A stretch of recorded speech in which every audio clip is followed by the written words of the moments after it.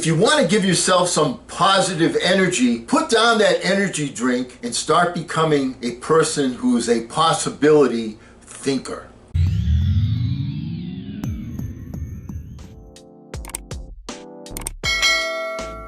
Hello again, everyone. I'm Eli's dad with Project Eli, where we educate, we lead, we inspire. And we're in the middle of a series on How Successful People Think by John C. Maxwell. We're taking a lot from his book. A lot of today's prose comes directly from his book. And I've been pointing out that there are different aspects, just like there are different aspects of fashion when you get dressed. You know, you think about what event you're going to, how the weather, so on and so forth. There's different aspects to thinking, and it's critical that you master the different nuances to make you a good thinker. And today we're talking about possibility thinking, feeling the energy of possibility thinking. Now, if you're a natural positive person who already embraces possibility thinking, then you're already tracking with me. However, some people, rather than being optimistic, are naturally negative or cynical. They believe that possibility thinkers are naive or foolish. If your thinking runs towards pessimism, let me ask you a question. How many successful people do you know who are continually negative? How many impossibility thinkers are you acquainted with who achieve big things? None! People with an it can't be done mindset have two choices. They can expect the worst and continually experience it, or they can change their thinking. If you want possibility thinking to work for you, then begin by following some of these suggestions. First, stop focusing on the impossibilities. The first step in becoming a possibility thinker is to stop yourself from searching and for dwelling on what's wrong with any given situation. If possibility thinking is new to you, you're going to have to give yourself a lot of coaching to eliminate some of the negative self-talk you may hear in your head. When you automatically start listing all the things that can go wrong and all the reasons something can't be done, stop yourself and say, don't go there. Then ask, what's right about this? That'll help you to get started. And if negativity is really a big problem for you and pessimistic things come out of your mouth before you've even thought them through, you may need to enlist the aid of a friend or a family member to alert you every time you utter negative ideas. Now, you know, once again, I've gone over sort of a story when I was coaching when I was a young basketball coach, and I had a team that was not basketball players but good athletes. And you know, I went to one of the coaches. I told you this story before, and coach said, you know, there's two parts of the game. There's offense and defense. You know, the offense takes work all summer long. You guys don't do that, but they are good athletes. Defense is athletic ability. So the question is, what's right about your situation? I took what was right, and we ended up going, I think, 13 or 14-1 and won the league when we were predicted to go maybe 500. Okay? What's right about this? Always be looking for that. Second, stay away from the experts. Now, I'm not talking about scientific experts, okay? What I'm talking about are attitudinal things that people tell you, oh, you can't do this, you can't do that. So-called experts do more to shoot down people's dreams than just about anybody else. Possibility thinkers are very reluctant to dismiss anything as impossible. Wernher von Braun, one of the pioneers in creating rockets, said, and I quote, "I've learned to use the word impossible with the greatest of caution," unquote. Napoleon said, and I quote, "The word impossible is not even in my dictionary," unquote. If you feel you got to take the advice of an expert, heed the words of John Andrew Holmes, who said, and I quote, "Never tell a young person that something cannot be done. God may have been waiting centuries for somebody ignorant enough of the impossible to do that thing," unquote. See, if somebody doesn't know that something can't be done, guess what? They can end up doing it, and that's what happens time after time after time. If you want to achieve something, give yourself permission to believe that it is possible, no matter what the experts say. Look for possibilities in every situation. Becoming a possibility thinker, what I like to refer to as having a positive mental attitude, is more than just refusing to let yourself be negative. It's something more. It's looking for positive possibilities despite the present circumstances. It's so easy to go and look what other people do badly, but one of the leadership characteristics of vision is to look for the good in what other people are doing and apply it. It doesn't take a genius IQ or 20 years of experience to find the possibility in every situation. All it takes is the right attitude, and anybody can cultivate that.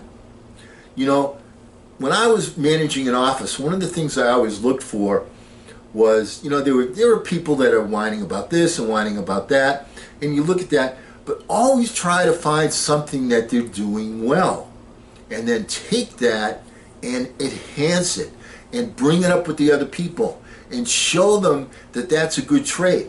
It does two things for you. First of all, it brings the team together because you're pointing out something good that this person's doing. They get drawn to you more that way. But you got to be sincere about it. You know, I remember when I was coaching basketball, I had one kid in particular that was not a really good basketball player. He was kind of a football player. He wasn't super quick or anything like that, but he had one ability that was outstanding. He knew how to stand in the way and draw offensive fouls. And he would do that at a time that was most opportune for us and bad for the other team. And it doesn't show up on the score sheet.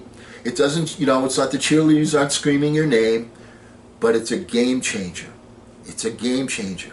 And after the game was over, you know, when all the team was together, when we had a win, I would always say, let's give Marty a big hand for drawing that offensive foul. And what do you suppose that does? It reinforces a positive attitude, and it reinforces doing things right and sticking with the fundamentals that got you to the right place. Does that make some sense? Fourth thing, dream one size bigger. Now, we've talked about this before. In fact, we have a whole video on it. But one of the best ways to cultivate a possibility mindset is to prompt yourself to dream one size bigger than you normally do. Let's face it, most people dream too small. They set their goals too low. They don't think big enough. Make your plans as fantastic as you like, because 25 years from now, they're going to seem mediocre. Make your plans 10 times as great as you planned, and 25 years from now, you wonder why you do not make them 50 times as great. That's a quote from Henry Curtis. Stop and think about the airplane. I mean, there were the guys, what did everybody used to say? If the Lord intended us to fly, he would have given us wings. The Wright brothers didn't think that way, along with a lot of other people, you know, during that time period. But think of how far we've come. Are we 10 times greater? Are we 50 times greater? Are we 100 times greater? We just landed on Mars. You know, we just had a helicopter go out from Mars. I mean, think about how the initial dream is so small compared to what we've actually achieved. If you push yourself to dream more expansively, to imagine your organization one size bigger, to make your goals at least a step beyond what makes you comfortable, you'll be forced to grow. And it will set you up to believe in even greater possibilities. Fifth point, question the status quo. Most people want their lives to keep improving, yet they value peace and stability at the same time. People often forget that you can't improve and still stay the same. Growth means change. Change requires challenging the status quo. If you want greater possibilities, you can't settle for what you have right now. When you become a possibility thinker, you'll face many people who want you to give up your dreams and embrace the status quo. Achievers refuse to accept the status quo. As you begin to explore greater possibilities for yourself, your organization, or even your family, and others challenge you for it, take comfort in knowing that right now, other possibility thinkers across the country and around the world are thinking about curing cancer, developing new energy sources, feeding hungry people, and improving the quality of life. They're challenging the status quo against the odds. And you should too.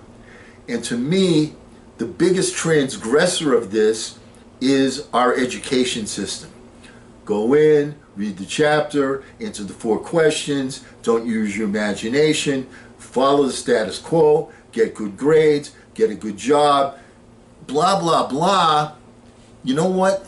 The people that are in the 5% group think so far beyond that, it isn't even funny. Which brings me to the 6th point, which is to find inspiration from other great achievers. You can learn a lot about possibility thinking by studying great achievers. Find some achievers you admire and study them. Look for people with the attitude of Robert F. Kennedy, who popularized George Bernard Shaw's stirring quote, "Some men see things as they are and say, why? I dream of things that never were and say, why not?" I know possibility thinking isn't in style with most people. So call it what you like. The will to succeed, belief in yourself, confidence in your ability, faith. It's really true. People who believe they can't, don't. But if you believe you can, you can. You're right both ways. That's the power of possibility thinking. Once again, huge shout out to John C. Maxwell, his book, How Successful People Think, from whom much of this prose was stolen. And let's never forget what's really critically important as far as getting yourself psyched up in possibility thinking. Don't ration the passion, fashion the passion. I'm Eli Stad.